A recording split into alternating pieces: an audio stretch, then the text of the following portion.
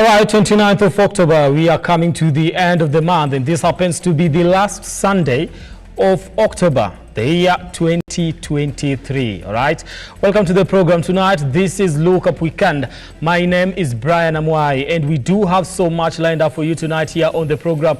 We'll be taking a look at what is happening as far as the KCPE and KCSE exams is concerned, and also tonight focusing on some of the biggest stories during the week, and that has to do with Meru County government, whereby we did see the impeachment of Governor Kawira Mwangaza. We'll be taking a look at that and trying to make sense of that, because it is one of the stories that made headlines this week. I'll be speaking to Wakili Dedan Shege to try and make sense of that later on the program. But first, these are the top stories tonight.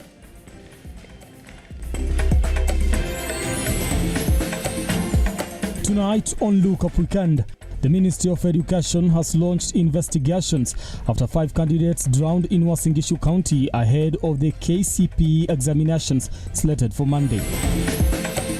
China kwa mfano wamesema sasa watatufungulia soko ya chai na soko ya macadamia. Also tonight, the trips are beneficial to the country.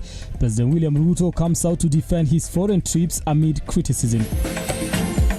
And Kuppet has threatened to boycott national examination marking exercise, accusing NEC of poor working conditions for the teachers deployed to mark exams.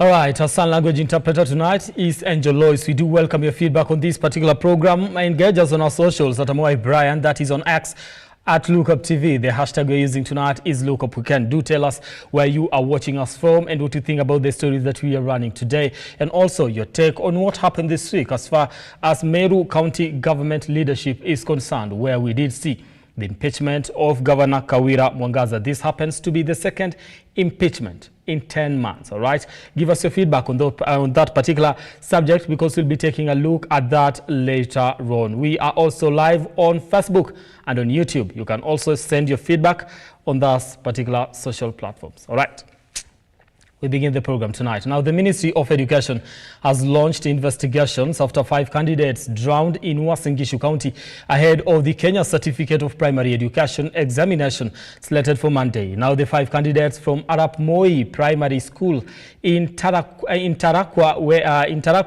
were part of a group of Standard 6 and Standard 8 pupils accompanied by teachers to a hotel for recreational activities on Saturday. Now, in a statement on Sunday, Education Cabinet Secretary Ezekiel Mashogu termed the incident as horrific and shocking. Parents from Arap Moi Primary School have complained of negligence from the school management just after a deadly accident took the lives of 5 children. Storming to the school angrily, they are complaining of not being allowed to see their children despite the tension that is there. Jana tukasikia maneno ili imeharibika. Tukakuja mpaka saa 8. Tumelala, hatujui mtoto ako wapi. Baka saa hii wanatufungia gate. Hii ni gate kweli? Serikali watulipi school fees. Hawatulipi chochote. Saa hii wanatufungia kile gate kungo. And there was a circumstance. Na MP ako hapa. MP kuna mtu amelipiwa school fees na MP hapa? Kuna? Tension iko juu sana. Wazazi wanatamani sana kuona wanafunzi, yani wanajisumbua sana kwa moyo, kwa sababu hata jana usiku wakati tulipata information jana usiku, watu wako wanalala, watu wako wanafanya nini, na walikuwa wanatamani ifike leo asubuhi angalau waweze kukutana na wale wanafunzi ambao wako shuleni. Mpaka saa hizi tunataka tujue clearly mambo iko namna gani. The 5 were expected to sit for their final exams as from tomorrow, who drowned in a mud-made dam. According to the police, the pupils had ventured to the amusement park as part of preparations for the national exams. Wakati nilikuwa nimeshasavia wale walimu 6 wenye walikuwa wanatakana kukula, baadaye tunasikia nduru hadi watoto wengine wamezama na boat kwa maji. Tuliacha hiyo chakula tukakimbia, kuja kupata kweli tukapata watoto wamefungua boat na wameingia nayo kwa maji na wamezama.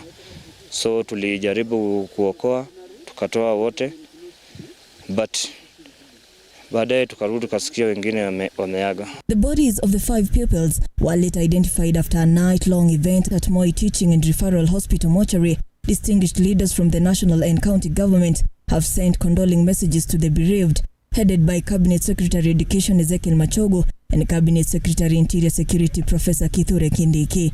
It's only a Class 6 pupil who survived. Teachers, school heads and parents have been asked to be extra keen with the kind of activities the students are being involved in, especially now the national examinations are ongoing. Walikuwa na burudika kidogo, wakijienjoy wakiwait exam, na pia watoto wengine, marafiki, tunasema pole. Ruga Eval, Lookuptv. All right, sad there, but we pray that they get the strength they need during this particular time. Away from that, President William Ruto has defended his numerous trips out of the country since he assumed office. Now, speaking during a church service in Uasin Gishu on Sunday, Ruto said it was through the trips that he has been able to secure several deals in favor of the country. This comes as a section of leaders drawn from the Kenya Kwanza administration also defended the president's trips abroad, saying they have brought more fortune to the country. How are you? Karibu Eldoret.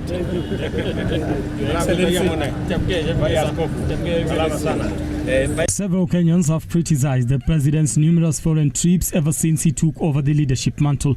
The president and his lieutenants coming out to defend his trips abroad, saying they are beneficial to the country. Kuna watu wengine wananipigia makelele, mbona umeenda safari hii, mbona umeenda safari hii. Hiyo ndio kazi yangu ya rais. Mimi ndio chief agent ya Kenya. Mimi ndio ambassador ya Kenya ya kupanga vile Kenya itasonga mbele. Si ndio? Si mumesikia askofu hapa akisema amekuja hapa Uasin Gishu, amekaa karibu wiki moja. Si ndio? Alikuwa Nandi, amekaa wiki moja. Alikuwa huko Mbere, amekaa sijui siku ngapi. Mimi nikienda tu kwenda kutafuta ajira ya Wakenya siku 2, kelele. Sasa tafadhali Bishop utanitetea, umwambie hata wewe unaendanga kupanga kazi yao. Just this weekend, Ruto was in Congo to attend the 3 Basins Climate Change Summit. This was President Ruto's 39th trip since he assumed office last year in September. Early this week, the head of state was in Saudi Arabia for the 7th edition of the Future Investment Initiative Summit. On his recent trip to Saudi Arabia, the president said he managed to create job opportunities for 350,000 Kenyans as Saudis want their services because they are the best. Nilikuwa wiki iliyopita pale Saudi. Tumekubaliana na wao, wanahitaji watu wanataka kufanya kazi huko kwao, watu 1,350. Na wanasema watu wa Kenya ndio wako mbele zaidi kwa bidii. So mjipange. Tuna sign bilateral labor agreement hivi karibuni, nitarudi huko in another 3 weeks. The president has made tens of trips abroad since assuming office in August 2022, something that has attracted criticism from the opposition and a section of Kenyans. However, his team has supported the trips, saying they are of benefit to the country. Nasikia watu wengine wanasema ati rais wetu William Samoei Ruto ati anaenda nchi za nje sana. Jameni watu wangu, wakati mheshimiwa Ruto amechukua uongozi, amepata serikali haina pesa. Na baba mzuri ni yule anaenda kutafutia familia, si ndio? Si wazee mko? Mzee kukaa kwa nyumba watu watakula. Mzee. Now, President William Ruto has said his government is working around the clock to ensure that Kenya does not import food anymore. Now, speaking during a church service in Eldoret, the president said he is confident of his plans as his government will double subsidize fertilizer for farmers to increase food production.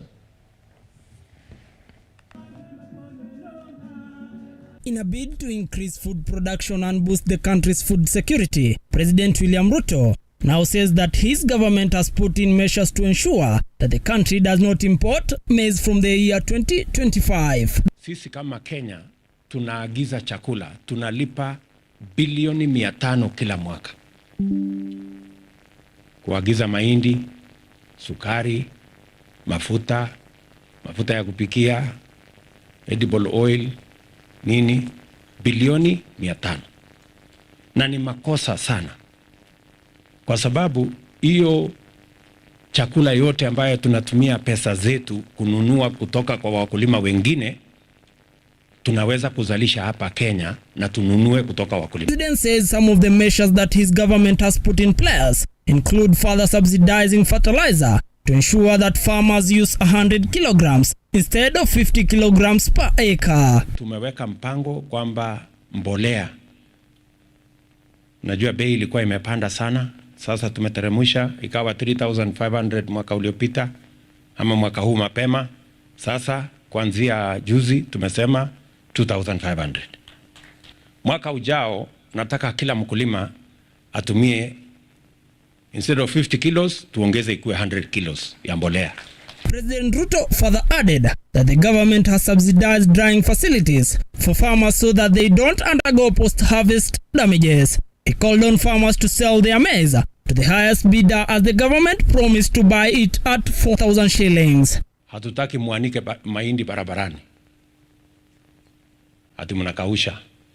Pale cereal board ile mlikuwa mnalipishwa shilingi 300 kukausha mahindi, sasa government of Kenya itawasaidia, tumepunguza mpaka shilingi 70. The head of state was speaking when he attended a church service in Uasin Gishu County, one of the leading counties in maize production in Kenya. Reporting for Lookup, I'm Jengi Timothy. Now, away from that, the Kenya Union of Post-Primary Education Teachers, Kuppet, has threatened to boycott national examination marking exercise, accusing the Kenya National Examination Council, that is NEC, of overseeing poor working conditions for the teachers deployed to mark the exams. Now, this emerges as the preparation for the national examinations for primary schools, KCPE and KIPSEA in the country comes to an end today, with examinations expected to officially start on Monday. John now reports.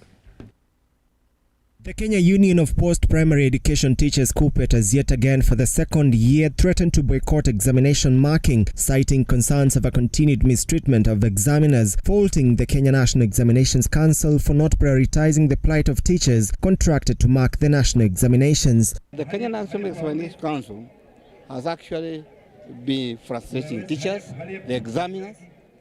One is the payment per script. It is still very low. This time, it's like teachers are actually paying to mark the exam.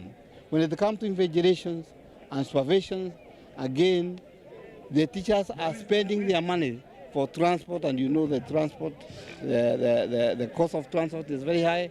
They are spending their money, and the amount they are paid is 400 shillings per day. Kuppet National Treasurer Njenga Mwedhi noted that teachers have been receiving peanuts from the council, while calling out the government over delayed payment of allowances, further warning that if the council fails to give clear guidelines on improving working conditions, the union will boycott the examination marking exercise. The Kenya National Examination Council ndio wanasimamia mambo ya mitihani.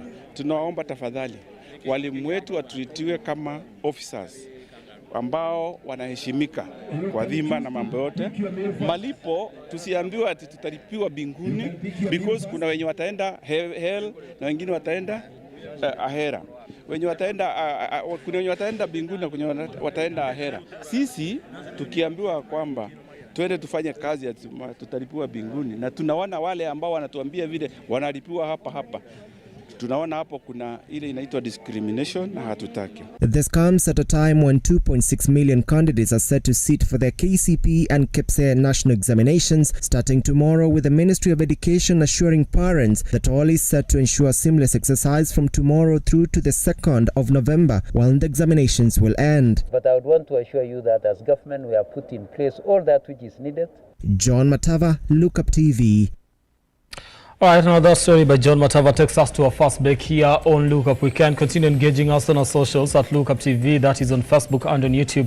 We'll be sampling your feedback as we continue the program tonight. Do tell us where you are watching us from and what you think about the stories you're running today, and also a conversation that we'll be having later on about the news making headlines this week, and that has to do with Meru County government leadership, whereby we did see the impeachment of Governor Kawira Mwangaza. What next for her?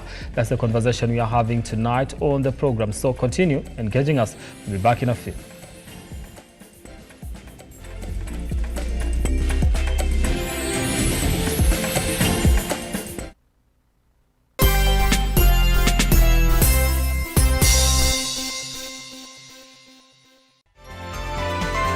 Infinity Industrial Park is one of the largest private industrial parks located along Eastern Bypass, Nairobi, which provides modern infrastructure for smooth operations for industries and business enterprises. Infinity Industrial Park offers world-class amenities and facilities with wide roads, a police station, a power substation, fire station, public transport stage, hospital, and shopping mall. In addition, Infinity Industrial Park also offers CCTV cameras, 24-hour private armed security patrol, sewer, water, fiber optic cable, and 3-phase power connection, added to public utility, canteen, and dining areas. Sail on the golden opportunity to invest in Infinity Industrial Park fully serviced warehouses at a special price of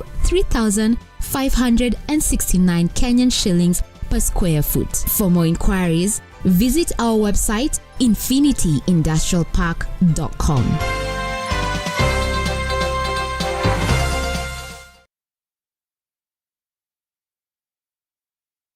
Want to expand your business today or attend to an emergency? Gisort na Logbook Loan, a business loan solution that allows you to leverage your logbook as security, making the application process both efficient and easy. You can borrow up to a maximum of 1 million shillings, processed within 24 hours with a repayment period of 24 months. All you need is your original logbook, original ID and KRA PIN, 6 months bank statement or M-Pesa statement, and comprehensive insurance. For more details, visit any of our branches near you today or call us on 0709 692 000 or send an SMS to 20103 at no charge. Juhudi Kilimo, investing in farmers, transforming lives.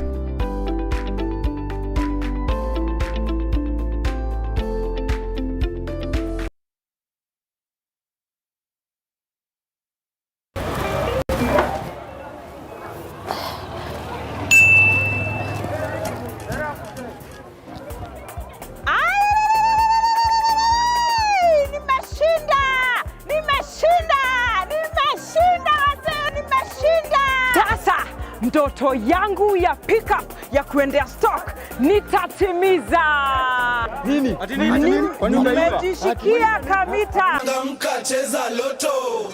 It's bigger. Hourly cash wins. It's the Lotto Mita Mania. It's raining millions every hour. See your Lotto. Cheza Lotto Mita Mania. Ushinde 1 million every hour. Isitoshe, kuna mega grand draw ya hadi 200 million shillings kila Jumatano na Jumamosi. Cheza Lotto sasa. Timiza ndoto zako. Nenda kwa M-Pesa paybill number 77700. Andika neno Look kama account name. Cheza na kati shilingi 50 hadi shilingi 2,000 na ushinde sasa. Raundi hii ni more draws, more cash. The Lotto Mita Mania is here. Over 18s only. Gaming can be addictive. Play responsibly. This message has been approved by the BCLB.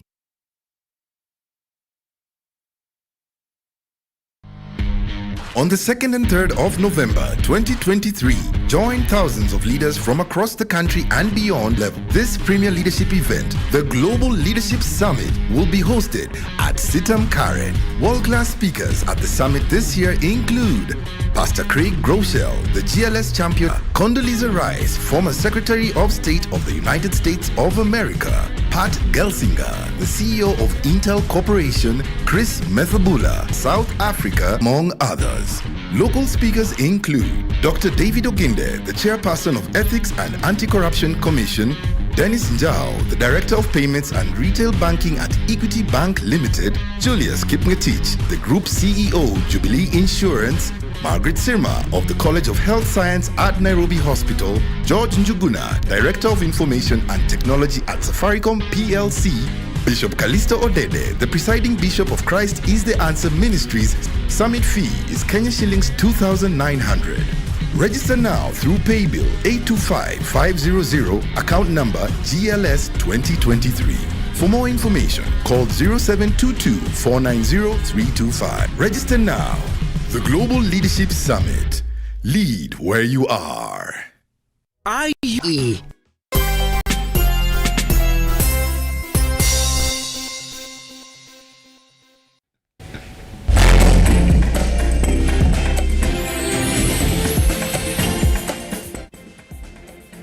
All right, now thank you so much for staying with us here on Look Up Weekend. And let's continue the program. And making headlines this week, in 10 months, she has been impeached twice, equaling former Embu Governor Martin Wambora's record of the first governor to be impeached twice, but survived the ouster bids. Now, Meru Governor Kawira Mwangaza's fate now lies with the Senate after the County Assembly ousted her on Wednesday for the second time.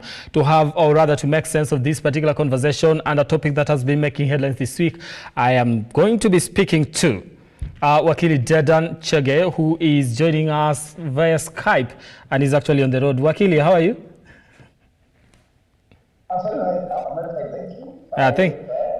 All right. Now, I want us to try and make sense of this particular conversation. What do we make of this first? What will happen at the Senate? Because this is the next stage that we're actually looking at. So what will happen at the Senate? What do we expect?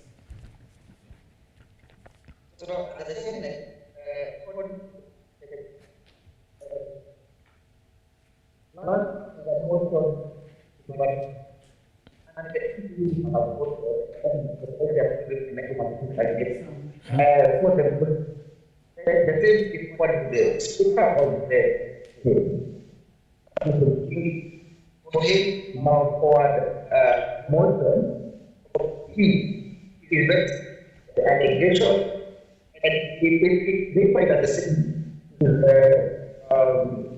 is valid, the people is the same.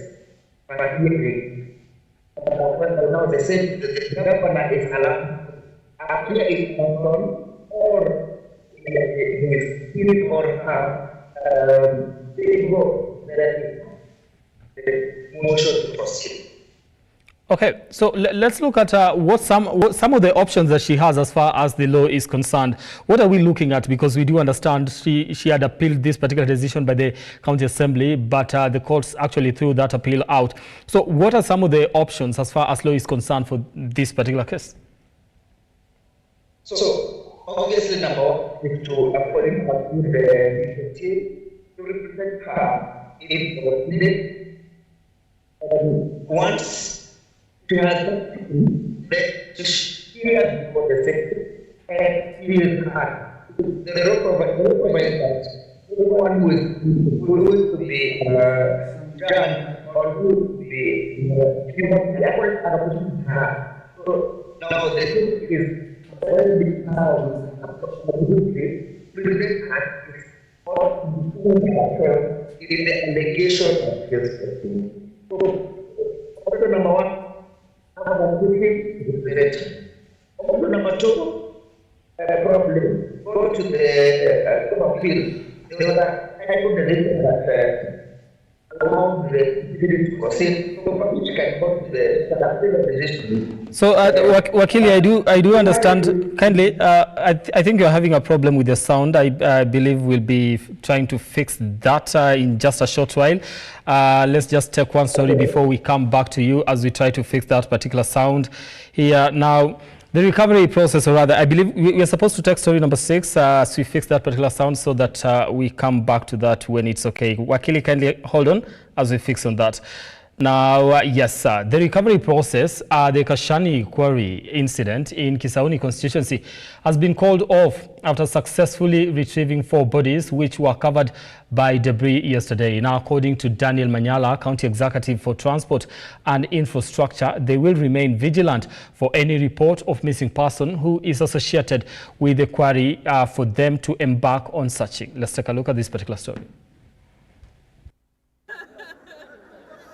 Grief continues to engulf the residents of Kisauni, Mombasa County after the bodies of 4 victims were rescued. According to Daniel Manyala, the district head of transportation and infrastructure, search and rescue teams will remain vigilant, ready to respond to any reports of missing individuals associated with the mining area should there be cases like this.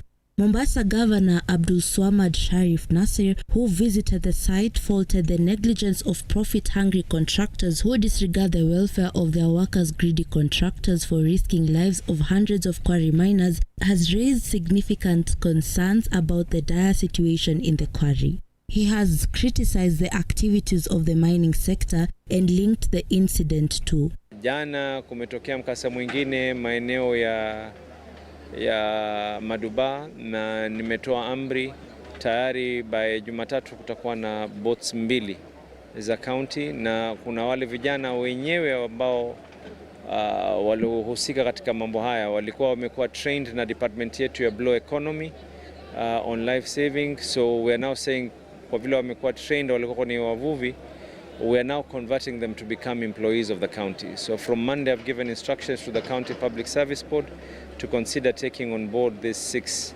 young people. Na hizi boti 2 ambazo kwamba zitakuwa zikizunguka permanently. This accident has been cited as a reminder of the importance of implementing improved safety standards in the mining sector.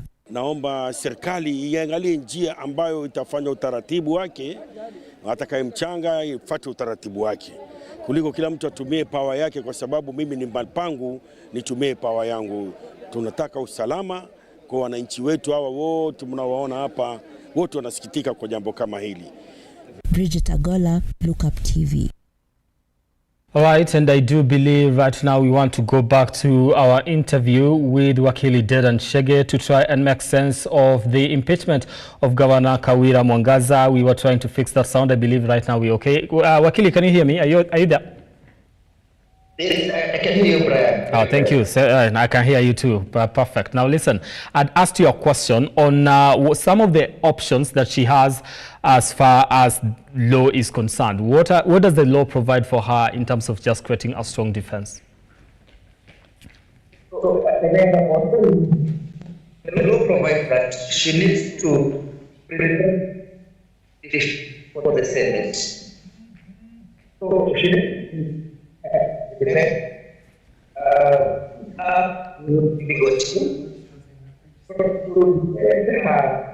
in the proceedings to the Senate. That is the option that she has as of this moment. Yes. Is there a chance that we can actually appeal, or she can actually appeal the decision by the courts? Is that in the offing? Yes, and I told you earlier, you have that option to appeal the High Court decision. Go to the court. But looking at the timelines, because the law is that one, the student has the National Assembly, the Council of Men, has presented that an election. It has been digging. So look at that timeline. The only way to just put up the thing to affect her let me ask this, because this happens to be the second impeachment in just 10 months, and we'll get back to the issues that are actually leading to this later on. But are we looking at a possibility, if she gets to survive this, then maybe there's a third trial and something like that? Just going to politics a little bit. I'm going to look at the number of times that as open country. One provision of the law is that a governor can before 3 months elapsed prior to the previous impeachment process. Governor Kawira has shook but then with 3 months up to the law, she can't be impeached. The only maybe reason we have is if 3 months have passed between the and by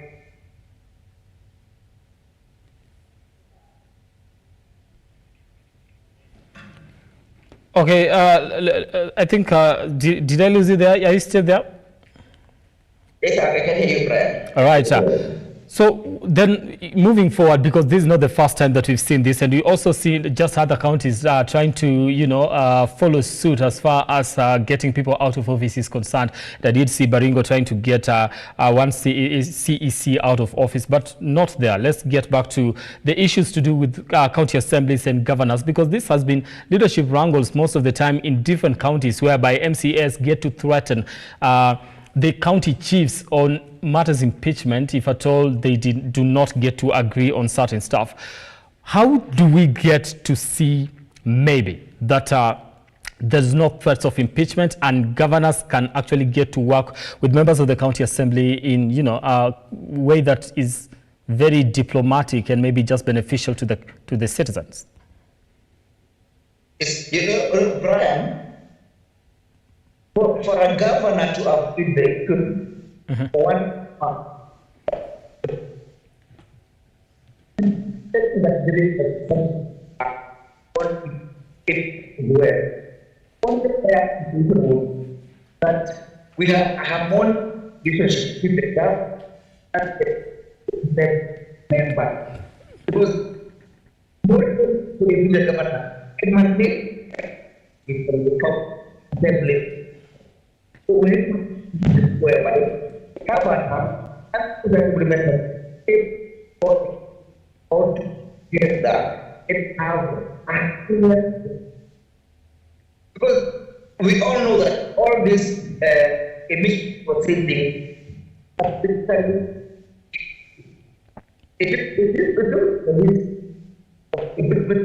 this case we have a program we have to put in any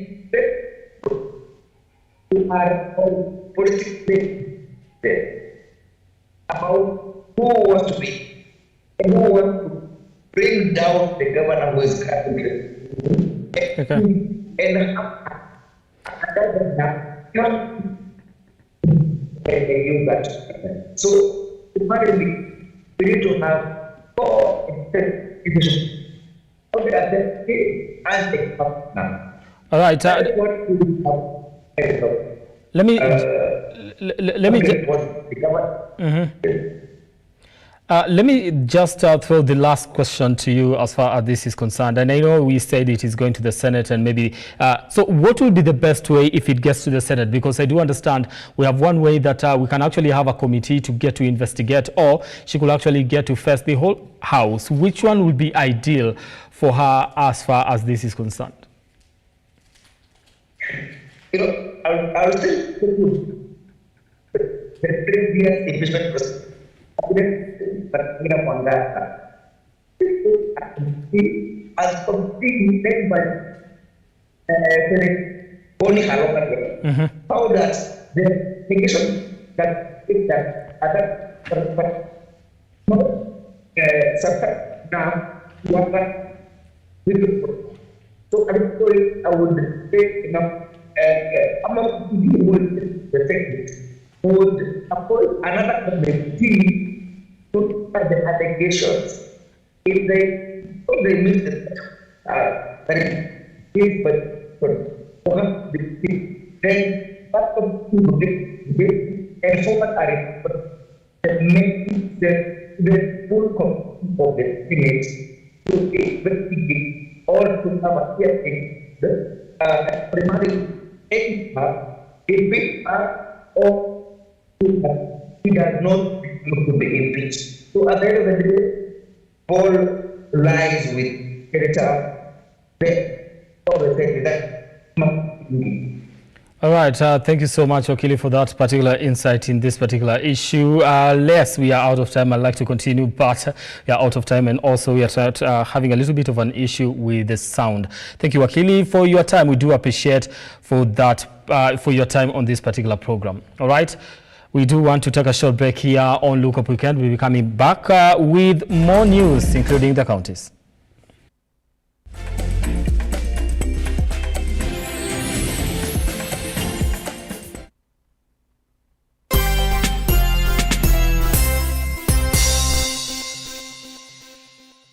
Are you a business owner in the retail business of fast-moving goods in the market and your goal is to boost and expand your business? Juhudi Kilimo is now offering you financial support with super fast loans of up to 30,000 processed within 1 to 3 hours. All you need is your original ID, KRA PIN, 6 months M-Pesa statement, proof of permanent business and 2 guarantors. Visit any of our branches today or call us on 0709 692 000 or send an SMS to 20103 at no charge. Juhudi Kilimo, investing in farmers, transforming lives. Wewe ndio ulisema number 5. Nilisema number 5. Na ukakwama namba. Na nikatalia hapo. Sasa umejishindia, umeshinda nini mami? Nimejisidia car wash machine. Itakuwa nikifanya kazi nayo. Hii kazi inaosha carpet, inaoshia watu pikipiki, inaosha baka gari. Hii ni mashini ya pesa. Sasa hii utapelekea mami ama utapelekea nani? Utapelekea bibi yangu. Anaitwa nani, msalimie pale? Anaitwa Mere Wangari Munene. Aha. Mwambie nakuletea microwave. Nakuletea microwave.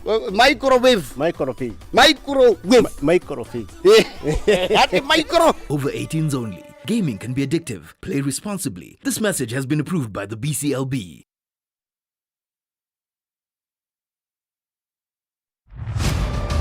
As the night falls, we come to life to bring you a comprehensive broadcast from the numerous events happening across our 47 counties. When it breaks, it matters, and each story is important.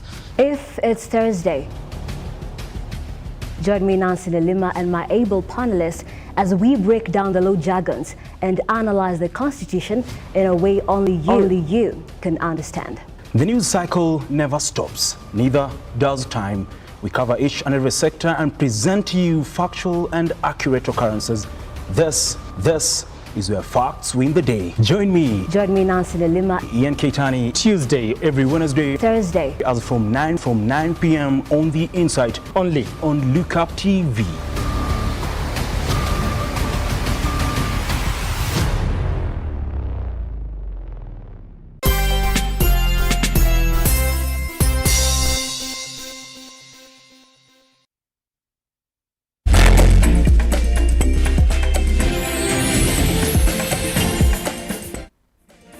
Right, thank you for staying with us here on the program. Let's continue with the news tonight. Now, the rise of acrobatic performances is now gaining traction in Kenya, with many using it as an avenue to earn a living. A number of youth are fully embracing this type of creative performance to showcase their dancing skills in different avenues, now contributing to the faster growth of the creative industry in Kenya. One such group is the Sarakasi Acrobats, comprising of youth from slum areas, less fortunate backgrounds and prisons, who have dedicated their time into this art as a full-time employment venture.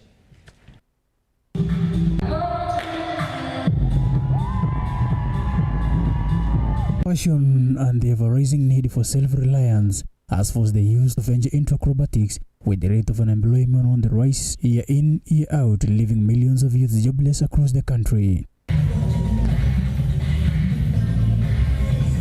To actually travel across the world. I mean, again, they receive a lot of training here. We give them a lot of workshops, and then they get, bookings from places like Italy, the Netherlands, China, Japan, the United States. They've literally traveled the world consistently, and it's not just recently. This has been happening for 10, 12, almost 15 years plus, you know what I mean?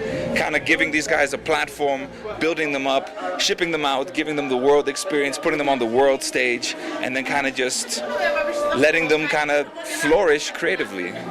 The youths from across the different counties use the opportunity to showcase their acrobatic, dancing and acting skills, going off their normal routine to entertain guests at an event in Nairobi County. Literally show up, come through, but you got to be committed. It's not like a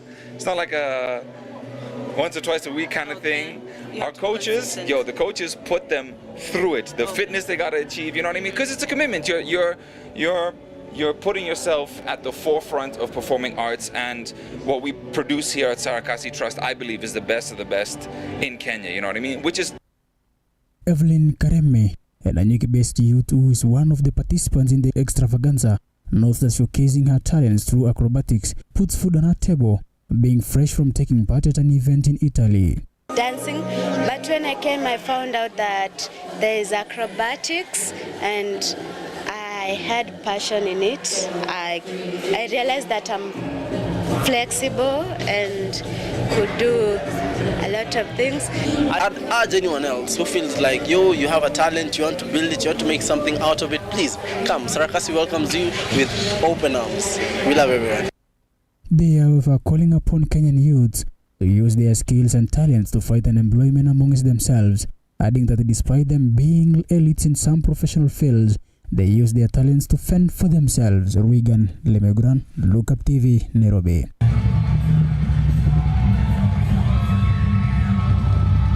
All right, now members of the clergy in Kisii County have commended the county government for backing away from the idea of taxing overnight prayer vigils in churches. Now, many religious leaders felt that the proposal was an unfair restriction of worship. This and more in our county newsroom.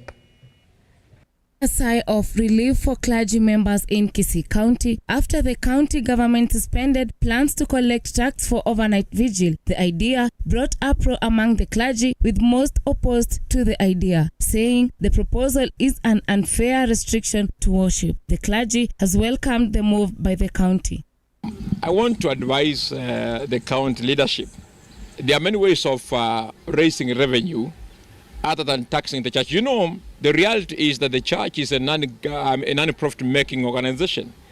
And we don't make any profit. Some churches are very small to raise even 300 shillings as offering. Elsewhere in Nakuru County, over 500 residents have urged the national government to work on eradicating land cartels operating in the country, saying many innocent Kenyans have fallen victims to fraudsters. The residents have therefore called for the centralization of land registry to avoid double allocation of title deeds.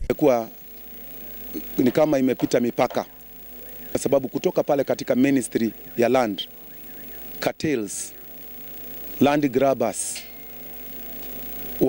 wamesha sambazwa mpaka wako katika county level, na sasa mambo inayohusiana na land, kwa mfano vile tumeona mambo inafanyika kule Machakos, wale watu wamepewa titles na hizo titles zikiangaliwa ni genuine. Ni nani alipatia huyu mtu title genuine na anajua kabisa hiyo land sio yake? Kwa nini huyu registrar na huyu surveyor na huyu director wa land adjudication na yule ofisa mwingine, hakuna yule ambaye tumewahi kusikia amepelekwa kotini? Kwa mfano katika uchunguzi ule umefanywa. Ivy Wangulu, Lookuptv.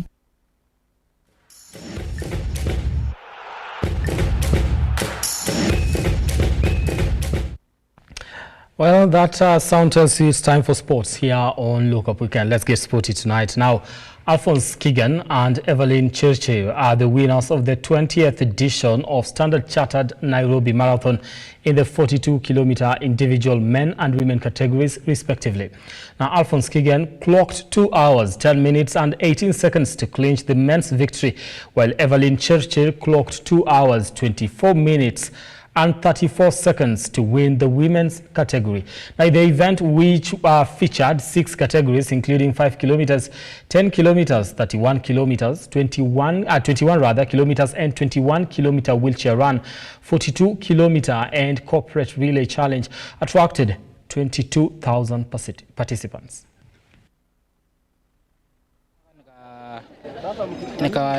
Nikawin. Mbio ya leo ilikuwa sawa kabisa. Tulipata machi ya kutosha. Nashukuru Mungu, hii ilikuwa mbio yangu ya kwanza nikikimbia full marathon. Na nimemalisha vizuri sana, nashukuru Mungu kabisa. Nilijitayarisha kwa 3 months. Sikuwa na race yoyote. Nisema wacha nikuche nikimbia hii ya standard. Tulikuwa nao mpaka 21 kilometers. Nikiwa 21 kilometers, nikasikia kumbe si mbaya vile. Wacha nijaribu. Sasa nikajaribu na nikashinda. Last year nilikuwa huko half marathon, nikawin tena. Sasa hii ilikuwa ya kwanza sijawahi kimbia full marathon. Maybe hapo mbeleni sasa najitayarisha.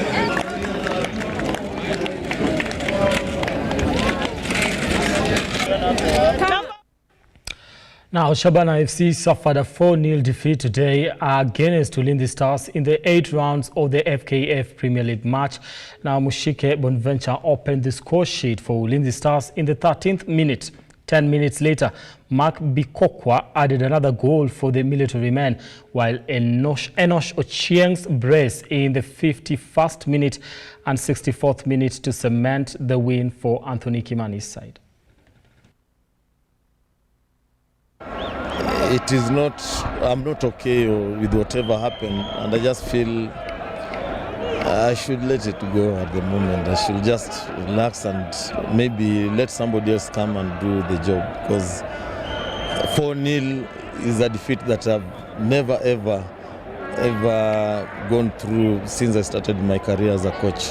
Yeah, I feel that is the right thing to do at the moment, because this is a team that has a lot of crowd, and they deserve much better than what happened today. It's like all the 18 teams that are in the Premier League this season. I'm pretty sure everybody wants to win the title. It's not any different from us. We've got a very, very good team. A blend of young and experienced players who have very, very high quality. So our job is just to instill or to make them believe that they are more than capable of delivering it. So again, I always like taking one match at a time. This was a very, very formidable opponent. The scoreline might be deceiving, but Shabana is a very, very good team. They had a very, very good match today.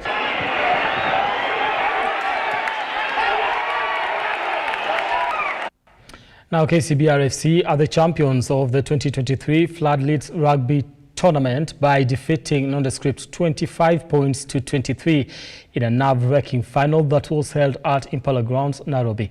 Now, the victory was the Bankers' 5th consecutive title in the tournament that marked 40 years since inception.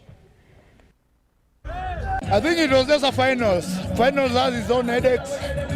So we got ourselves slow when we started playing, but I think we just pulled out at the last minute and won the game as extra time.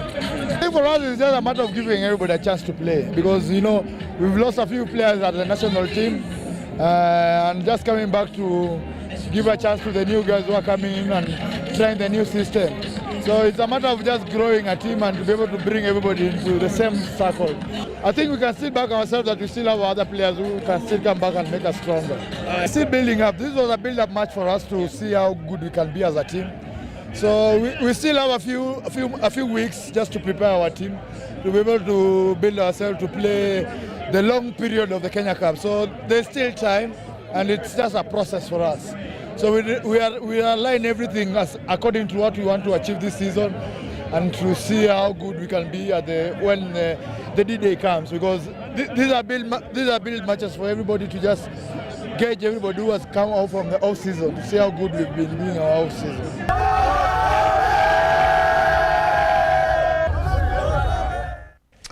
Now, South Africa's Springboks have defended the Rugby World Cup title in a historic 4th win after defeating All Blacks of New Zealand 12 points to 11 in a nail-biting final clash of the World Rugby Cup. Now, the match had 4 cards, huge collision, and in the end, it was decided by points from the boots.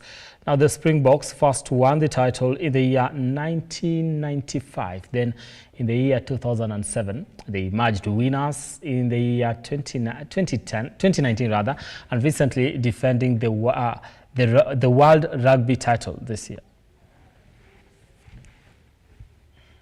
Can see.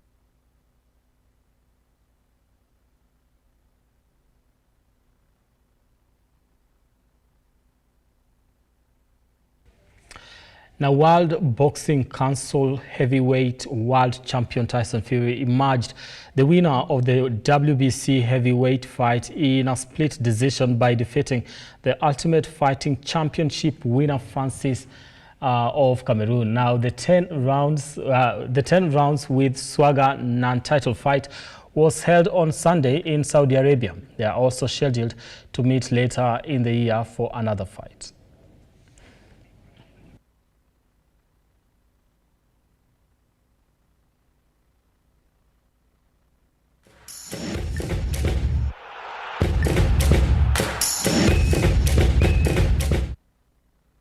It's time to say good night and goodbye. Listen, the weekend has come to an end. I hope that you're going to work tomorrow. And I wish you the very best on behalf of everyone that made this on a success. On behalf of everyone that made this on a success tonight, I do want to thank you so much for watching. Listen, I have had an amazing team behind the scenes working to make sure that everything goes according to plan and you get to enjoy the bulletin tonight. Starting with my director, Jay Momanyi, with the graphics team, the prompter, and the digital team led by Nasha. I do want to thank you so much for watching. Let's do this again next time. Do a lovely night and God bless you. All right. My name is Brian.